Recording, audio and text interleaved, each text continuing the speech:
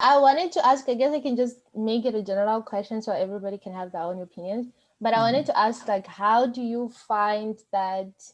I mean, you all work with students. So how do you find that students of different races, especially, kind of adjust differently to like school? So both in the context of Stellenbosch, but also in the context of MSU. Like Nicole, you've worked with African students, but you also, I would like to believe that ASC also works with like domestic students as well. So how do you find that they kind of navigate, especially race, a little differently when it comes to like the college atmosphere?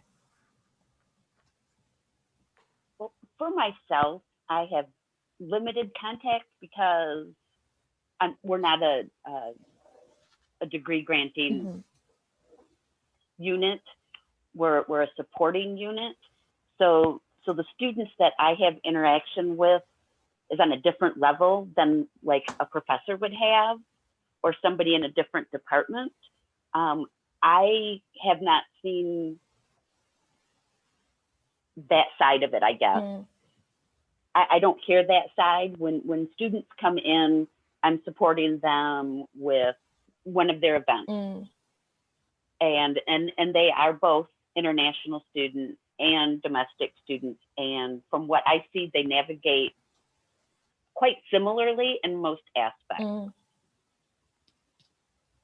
I think one thing that I have probably noticed the most is that international students may be a little bit more serious. Really? Yeah. I think part of it is because an international student has fought very hard to get where they're at Mm. and to get to study abroad. Mm. So they're in a different mindset Mm. than somebody who hasn't had to fight so hard to get where they're at.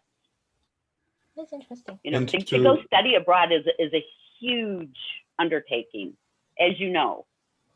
And so anyone who is in that scenario is going to fight harder. Mm.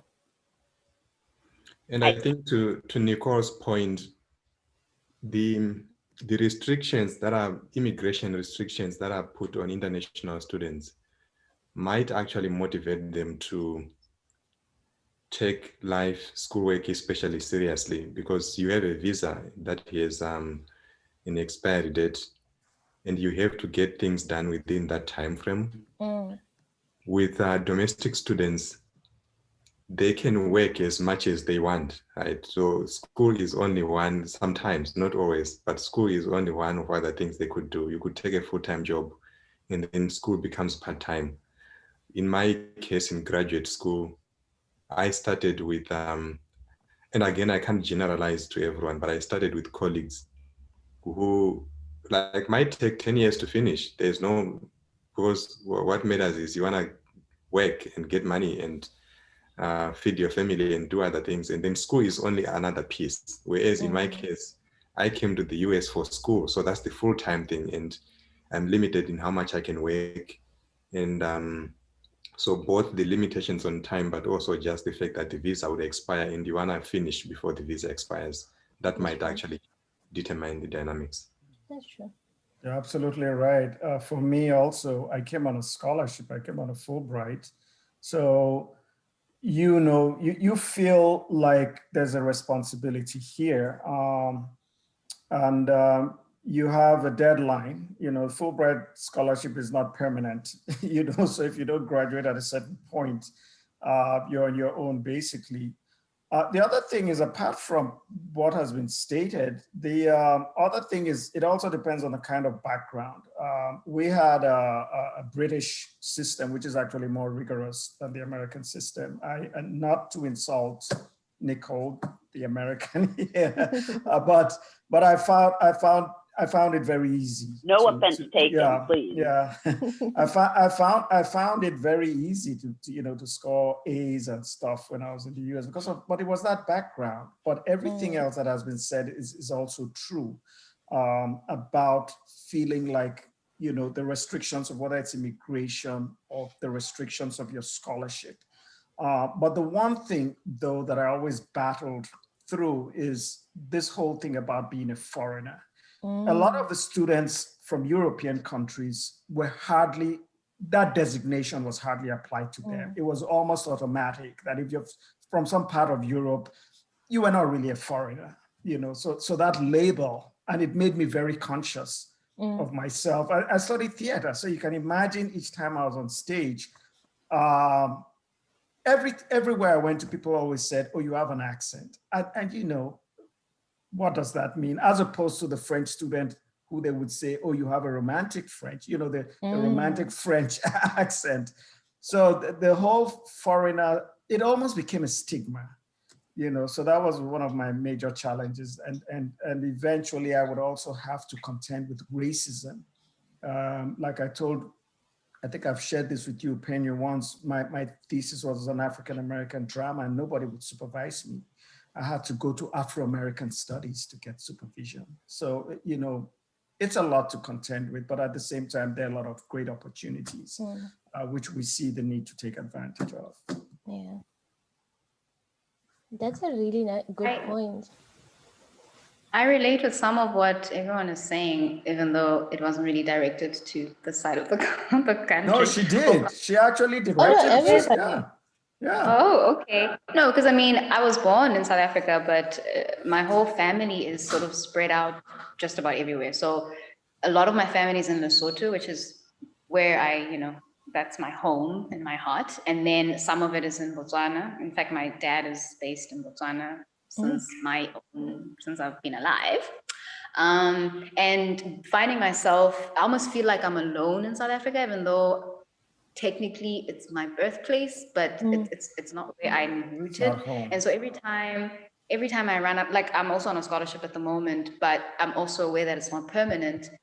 But the implications of me not finishing mean that I either have to, so I don't have anywhere to go, but it's just like I can't, or I don't want to go back to Lesotho or Botswana, because in terms of opportunities, South Africa is a place to be, Yeah.